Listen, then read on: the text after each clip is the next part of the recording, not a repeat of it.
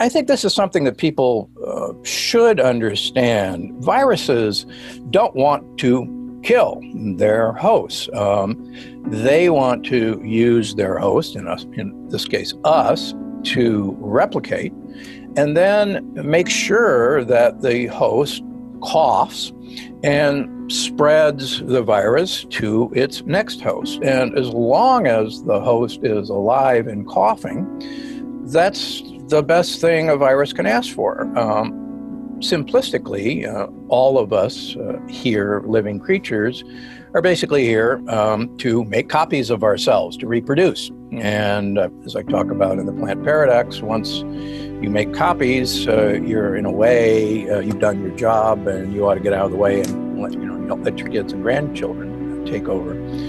Part of the problem with this particular virus is it's a cousin of the common cold, and it's actually because it behaves like the common cold in terms of its infectivity that makes it so mischievous. By that I mean, for instance, a lot of discussion, particularly in the United States, was, well, in the United States, between 20,000 and 60,000 people a year die of the flu.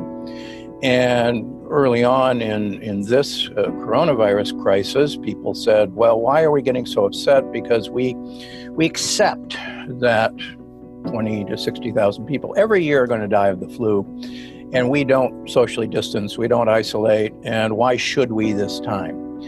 And I think the important thing for people to realize is that the flu, while certainly deadly, is not nearly as infectious, number one, as this COVID-19. And the flu has a very short incubation time. Usually within 48 hours of exposure, if you're going to develop the flu, you know it. And you know it quite dramatically, headaches, fevers, you want to go to bed, you don't want to move. And so you know when you have the flu, and quite frankly, most people, when they have the flu, aren't out and about spreading it. I've been an intensivist for over 40 years, and we, in 40 years in the United States, with major flus, the H1N1, other major flus, never overwhelmed our ability to ventilate patients. We never overwhelmed our ICUs. Yeah, we got busy, certainly, but we never overwhelmed our ability to ventilate patients with the flu. With the coronavirus, the problem is we're beginning to realize that many people have been infected with this, and they have a mild illness or don't even have any symptoms.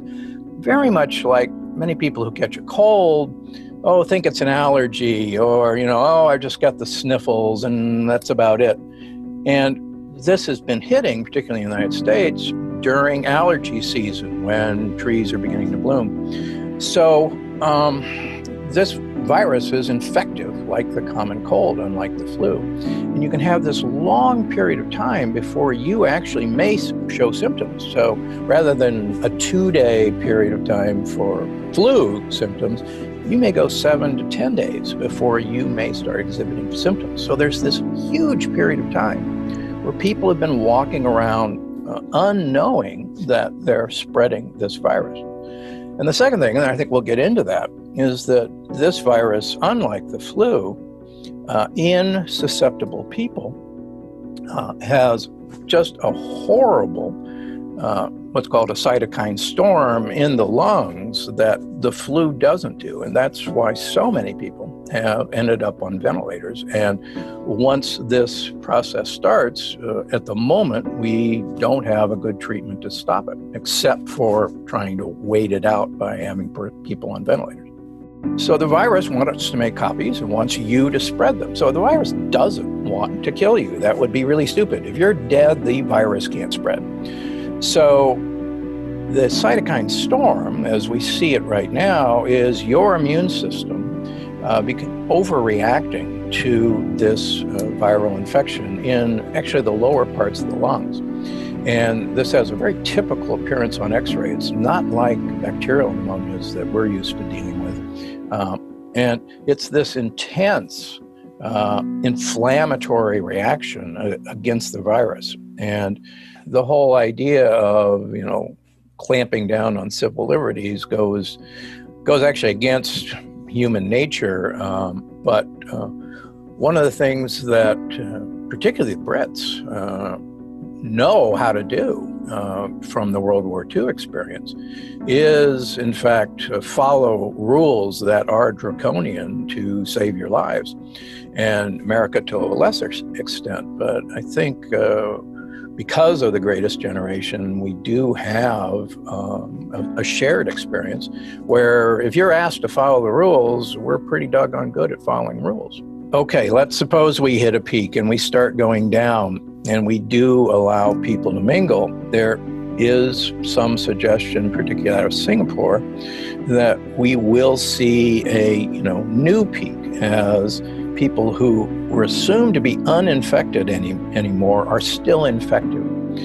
And just this morning, speaking with a virologist, they are beginning to worry that this particular virus mutates very rapidly, like the common cold rapidly mutates. Here's the deal. Obviously, everybody wants a vaccine, and that'd be a wonderful thing, but you have to step back for a second and realize there is no vaccine to the common cold. And we could build a vaccine to the common cold, but in 2 months, that virus would mutate, and we'd be at it again. We can build a vaccine to influenza, flu, but as all of us know, that virus mutates about once a year. And so we're almost always a year behind with the current flu virus. So imagine, and I'm not saying it's going to, but imagine if this virus, which is a cousin of the common cold, mutates like the common cold. And then all these projections are sadly much lower than what may happen. So there's two things that can happen. If it's a seasonal virus, we're going to get a break, but that means it's probably going to be back next fall and winter, hopefully in its same form. If we don't get a break, then this virus is going to mutate like the common cold, and we'll see. We are social creatures. My major, my area of study as an undergraduate at Yale University was in human biologic and social evolution, how we evolve socially. And we are, like all other great apes, incredibly social beings, and incredibly important to have individual to individual contact. Now, we don't pick fleas off of each other much anymore, but the entire social grooming, the entire social networking is very, part of our biologic makeup. And there was no question in my studying of social grouping as we evolved that this was a incredible driving force of what actually made humans rather than just great apes.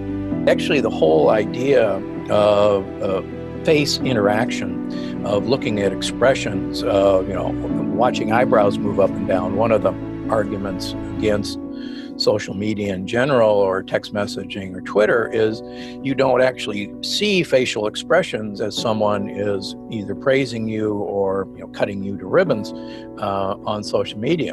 And it's that person-to-person interaction that we as a species thrive on and need.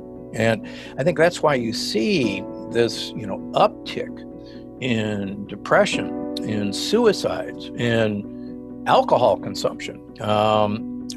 When you got nothing better to do, that's one of the things we treat ourselves with. And I think not only is this social distancing, there's probably a breaking point where society, the economies will collapse unless we go back to work, or simultaneously our entire psyche may collapse unless we have a way to interact.